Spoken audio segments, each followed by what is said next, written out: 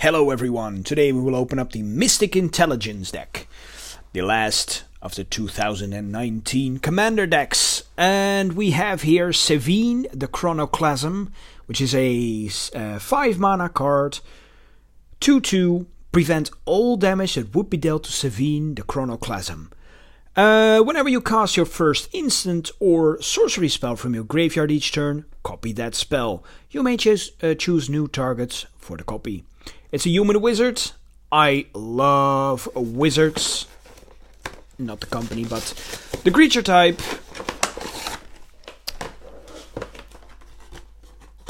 And therefore, I really hope there are some new cool wizards in here for my wizard tribal deck. Right. Let's take a look here. Who else can be the commander? We have El Shah of the Infinite and Pramikon the Sky Ramparts. Yes, Pramikon. Oh, that card.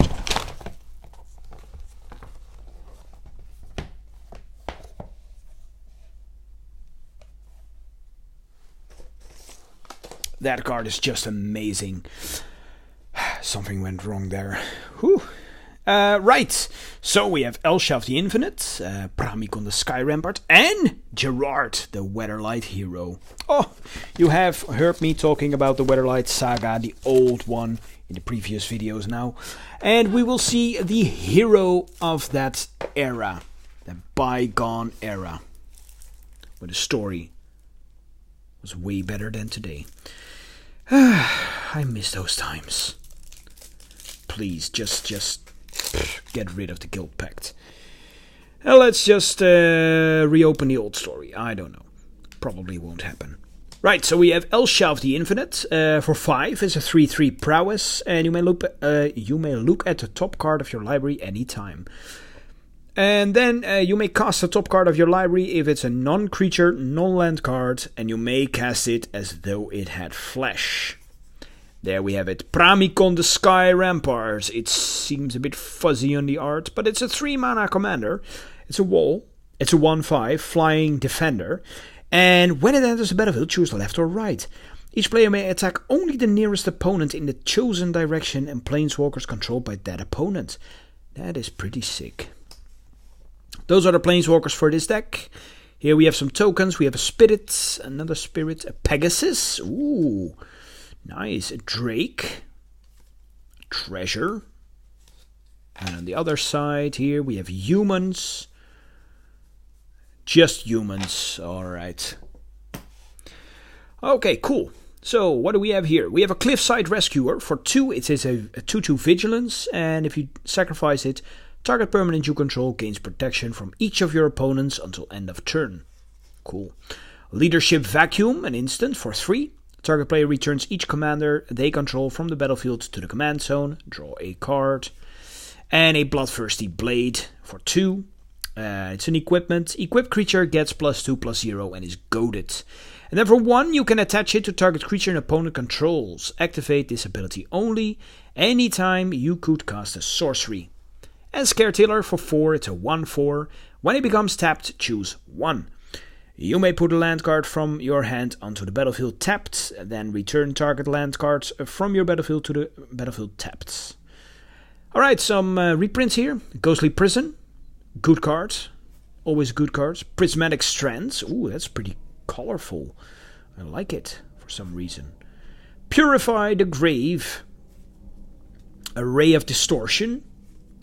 We have Chemister's Insight, Deep Analysis, Factor Fiction, Fervent Denial, Mystic Retrieval, Una's Grace, Runic Repetition, Secrets of the Dead, Think Twice, Burning Vengeance, Desperate Ravings, Fateless Looting with the comic book art, promo art, Gutter Snipe, Rolling Temblor, Crackling Drake. We have a Farm and Market, Armillary Sphere, Azorius Locket, Burnished Heart.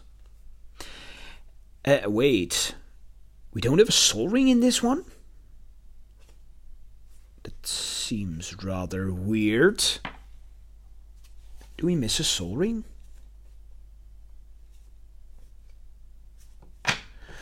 Okay, I'm going to look that up in a minute. Right, so we have a Mandate of Peace, which is new.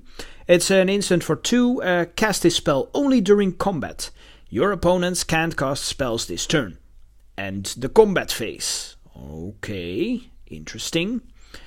Savine's Reclamation for 3. It's a sorcery. Return target permanent card with converted mana cost 3 or less from your graveyard to the battlefield.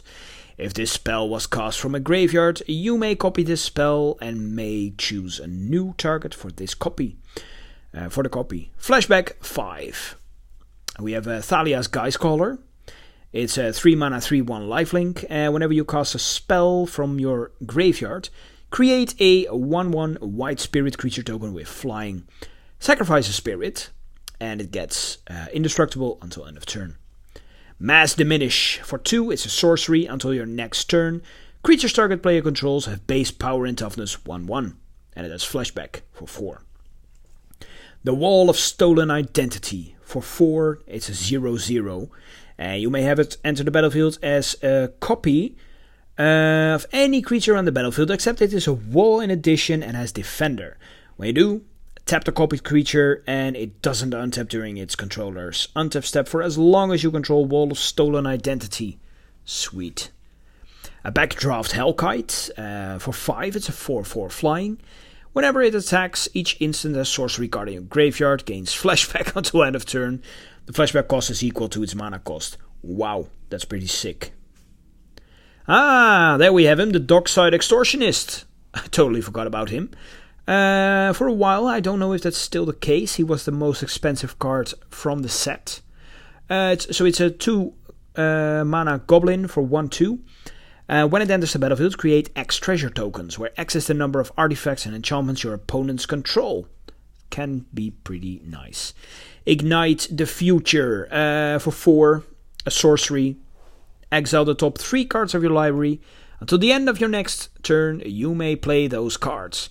If this spell was cast from a graveyard, you may play cards this way without paying their mana costs. Flashback 8. And there we have Gerard, the Weatherlight Hero. Oh, this guy. I've had him since he was released. Since he was spoiled, I had his art as my wallpaper. I just love this guy. It's a 4 mana 3/3 first strike, and when he dies, exile it and return to the battlefield all artifacts and creature cards in your graveyard that were put there from the battlefield this turn.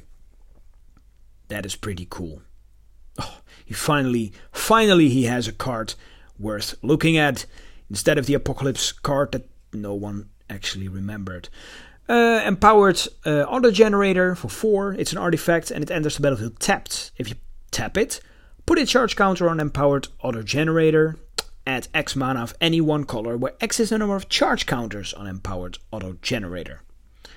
And then we have some more reprints, starting with Pristine Angel, Sun Titan, Clever Impersonator. We have Ralzarek, Divine Reckoner. We have Dusk and Dawn, Increasing Devotion, Stormherd, Zetalpa, the Primal Dawn, Jace's Sanctum, River Kelpie, Talrand, the Sky Summoner, Devil's Play, Increasing Vengeance, Magma Quake, Pristine Skywise, Refuse and Cooperate, Exotic Orchard, Prairie Sanctum. Oh, wait, we have some more artifacts here in the back, like a Commander Sphere. Is it Locket? And there he is, Sol Ring, so I don't have to look it up. It is in the deck. Plains, Island, Mountain.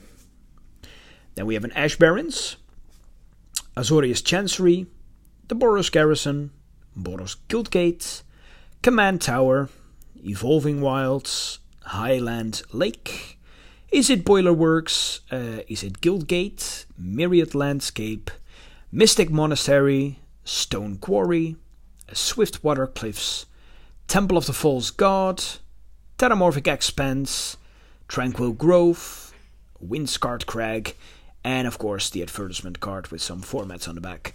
Right, so this was the deck I looked forward to the most Mostly because of both Pramikon and Gerard, the hero of the Weatherlight saga.